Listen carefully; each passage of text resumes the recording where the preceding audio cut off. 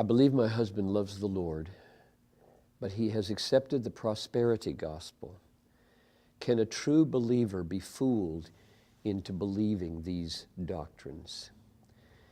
Well, I think that answer is clearly yes. A true believer can be fooled into believing unbelievable mistakes, doctrinally and ethically. If that weren't true, we would all be perfect, wouldn't we? It seems like, yes, we're all mistaken on numerous things. And so I guess the question is it serious enough so that if you embrace it, you couldn't be a believer? And I think the answer to that is no. There are so many people that are being badly taught on these things. And a verse here, a verse there is brought in to say clearly from 3 John, he prays toward our prosperity. He wants us to prosper. So, and then they hear that, and then the preacher takes it way, like, what does prosperity mean? Like, you're going to have a job, it'll be a 6-figure job, and it'll enable you to wear a big gold watch like mine, and drive a big, fancy, expensive car like mine, and live on the beach like I do, and maybe someday have your own jet like I do.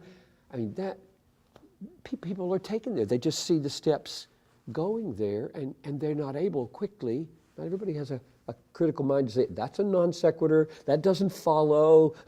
They just go from the biblical verse that looked pretty clear. God likes us to have our diseases healed and have a job and keep food on our table, and go from there to jet set. And so since we can be taken astray like that, I think a genuine believer is just blinded at that point. And we need to teach, because it's amazing how many people, when they hear solid teaching, wake up. And they don't say, I just got saved. They say, I knew deep down something was wrong. I just couldn't articulate it. It didn't feel right. I was just reading